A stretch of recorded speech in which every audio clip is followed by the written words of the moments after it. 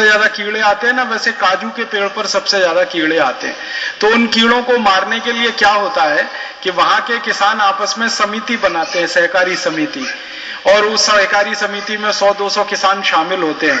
वो एक हेलीकॉप्टर किराए पे लेते हैं, ध्यान से सुनिएगा इसको, एक हेलीकॉप्टर किराए पे लेते हैं या छोटा जहाज किराए पे लेते हैं। हमारे देश में हेलीकॉप्टर किराए पे देने वाली बहुत सारी कंपनियां हैं, जहाज किराए पे देने वाली बहुत सारी कंपनियां हैं। तो जहाज या हेलीकॉप्टर किराए पे ले लिया और उस पूरे इलाके में हेप्टाक्लोर, बेंजीन हेक्साक्लोराइड, क्लोरोपाइरीफॉस और डाइक्लोरोफॉस्फेट, ऐसे करीब 10-12 केमिकल एक साथ मिक्स करते हैं, एक साथ, इसमें उसको, उसमें उसको, इसमें। तो जो जहर 1 गुना है उसको 10 गुना बनाते हैं। फिर थोड़ा सा पानी मिक्स करते हैं, फिर हेलीकॉप्टर में लेके किसान चढ़ जाते हैं उसमें, और फिर पूरे इलाके में उसका फव्वारा करते हुए घूमते हैं। तो वो काजू के पेड़ों पर गिरता है, काजू के पेड़ों पे गिरता है तो फिर वो काजू में भी आता है, जो काजू आप खाते हैं। और वो काजू आप खाते हैं तो आप तो ये सोचते हैं कि शरीर को ताकत मिलेगी, आपको वो काजू खा के कैंसर ही मिलेगा, ताकत वाकत कुछ नहीं मिलेगी। अब होता क्या है कि जो काजू के पत्ते पे रुक गया जहर, और जो काजू के फल पे रुक गया वहां तक तो ठीक है, जो गिर गया वो नीचे के तालाबों में फैल जाता है, क्योंकि उस इलाके में पानी की व्यवस्था है, तालाबों की, तालाब बहुत हैं उस इलाके में, तो तालाबों के पानी में सीधे जाके ये मिल जाता है। फिर वो तालाबों का पानी गांव के लोग पीते हैं।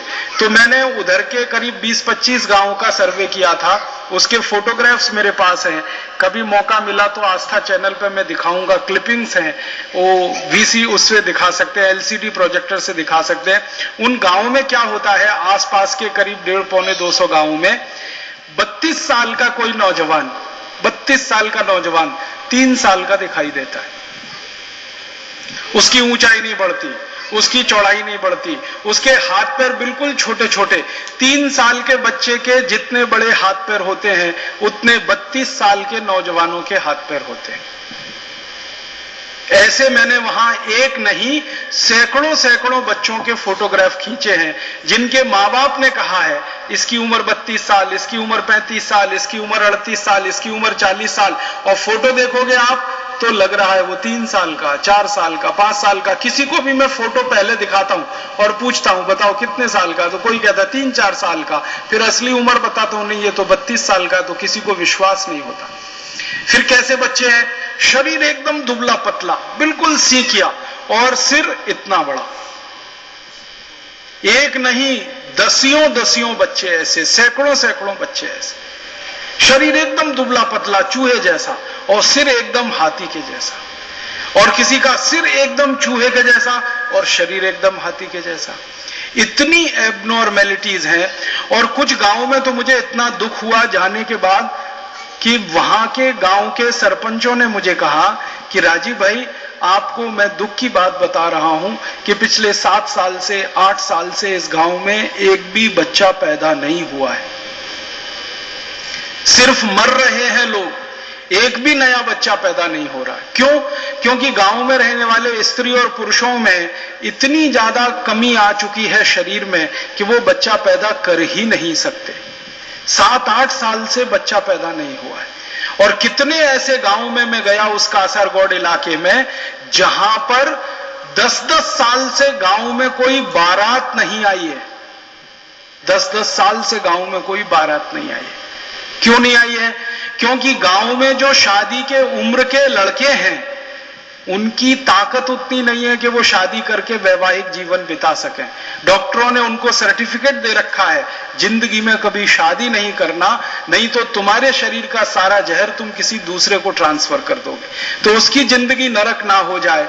तो दसियों ऐसे गांव में गया जहां बाकायदा लोगों ने रोते हुए, तड़पते हुए, बिलखते हुए मुझे कहा कि हमारे गांव में 10 साल से बारात नहीं आई है, हमारे गांव में 10 साल से किसी की डोली नहीं उठी है, हमारे गांव में 10 साल से किसी के घर में कोई बहू नहीं आई है शादी होके, बच्चे इस तरह के हैं, जवानों की शादियां नहीं हो रही हैं, पूरी जनसंख्या रुक गई है और धीरे धीरे सब खत्म हो रहे हैं। एक गांव में मैं गया था तो वहां पता चला कि 10-12 साल पहले 1200 की जनसंख्या थी। जिस दिन मैं गया था उस दिन वहां 187 लोग बचे थे सिर्फ। 1200 की जनसंख्या थी, 187 लोग बचे थे। एक गांव में गया, 1800-1900 की जनसंख्या थी 10 साल पहले, अब वहां 47 या 48 लोग कुल बचे हैं। गांव के लोग धीरे धीरे मौत के मुंह में जा रहे हैं और गांव के लोग सबसे ज्यादा इस बात से दुखी हैं कि ये सब हो रहा है, लेकिन उस इलाके के MP, MLA, किसी भी नेता के पेट का पानी भी नहीं हिल रहा है। दसियों साल से ये हत्याकांड चुपचाप चल रहा है। एक तो हत्याकांड ऐसे होता है, कोई आतंकवादी आता है, गोलियां मार के खत्म कर देता है, टीवी पे आता, अखबारों में आता, सबको खबर हो जाती है। ये हत्याकांड इतना खतरनाक है कि रोज रोज लोगों को तिल तिल करके मार रहा है और पूरे देश को कोई खबर नहीं हो रही है। मेरे जैसे आदमी को, मुझे बहुत गुस्सा आया अपने ऊपर कि मैं अपने को बहुत ऐसा मानता हूं जो पूरे देश की खबर रखता है, लेकिन मुझे वहां जाने पर पता चला कि जितनी खबरें मेरे पास हैं उससे कई गुना ज्यादा भयावह और भीषण परिस्थिति वहां की हो गई है। तो मैं आपको एक ही निवेदन करूंगा कि ये जो जहर वहां फैल गया उनके खेतों में, उनके पानी में, ये जहर आप अपने खेतों में और अपने पानी में मत फैलने दीजिए। हमारी सरकार क्या करती है क्या नहीं करती, उनके खिलाफ हम मुकदमा करेंगे, लड़ाई लड़ेंगे, संसद में जाएंगे, विधानसभा में, वो सब हमारे स्तर का काम है।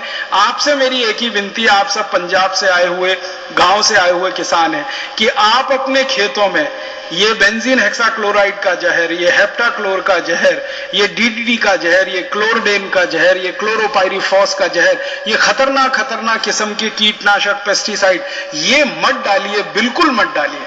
तब आप बोलेंगे जी फसल हमारी खत्म हो जाएगी। बिल्कुल खत्म नहीं होगी, आपकी फसल को ज्यादा सुरक्षा मिलेगी। होता क्या है, मैं 1 मिनट में एक बात समझा के खत्म करता हूं। जब आप एक जहर डालते हैं तो उस जहर को खाने वाले नए नए जीवाणु पैदा हो जाते हैं। आपको मालूम है ये पूरी प्रकृति जीवाणुओं से चलती है, जीवाणुओं का खेल है। कुछ सूक्ष्म किस्म के जीवाणु जिनको आप बैक्टीरिया कहते हैं और कुछ वायरस होते हैं। वायरस तो समय समय पर पैदा होते हैं, जीवाणु बैक्टीरिया हर समय रहते हैं। तो जब आप जहर डालते हैं, वो जहर से कुछ बैक्टीरिया मर जाते हैं, जीवाणु मर जाते हैं। उन मरे हुए जीवाणुओं को कोई दूसरे जीवाणु खा लेते हैं, क्योंकि ये जीवाणुओं की जो श्रृंखला है, जीवों की श्रृंखला है, इसमें एक जो है ना दूसरे को खा के जिंदा रहता है। तो उन सुरक्षित जीवाणुओं ने मरे हुए जीवाणु अगर खा लिए तो ये जो जीवाणु खाने के बाद तैयार होंगे, इनको आप किसी जहर से मार नहीं सकेंगे, वो कभी नहीं मरेंगे, क्योंकि उनकी बॉडी में रेजिस्टेंस आ जाएगा। आपने मान लो 1 लीटर बेंजीन हेक्साक्लोराइड आपके खेत में छिड़क दिया, इसको खाकर दूसरे जीवाणुओं ने अपनी जिंदगी को चलाया। अगली बार आप 10 लीटर भी छिड़केंगे तो ये नहीं मरेंगे, 100 लीटर भी छिड़केंगे तो नहीं मरेंगे।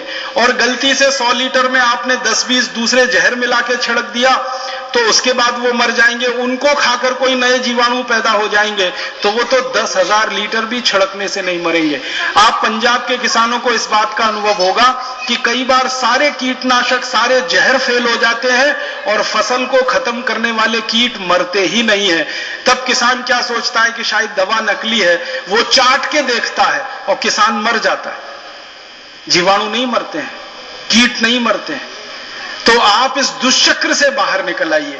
जहर से जहर को मारने का ये जो दुष्चक्र मल्टीनेशनल्स ने शुरू कर दिया है, इससे आप बाहर निकल आइए और इससे बाहर निकल के अपने खेत में सब डालना बंद कर दीजिए। फिर आप बोलेंगे कुछ नहीं होगा, आप भगवान पे भरोसा रखिए, सब कुछ होगा। आपको मैं मेरे भारत के पिछले 10 साल के अनुभव की बात बता रहा हूं। 10 साल में मैं 5 लाख से ज्यादा किसानों से मिला हूं जिन्होंने एक झटके में सारा जहर डालना खेत में बंद किया और उनकी फसल अब पहले से ज्यादा अच्छी आ रही है और उनका उत्पादन पहले से ज्यादा हो रहा है और उनको आमदनी भी पहले से ज्यादा हो रही है। बस उन्होंने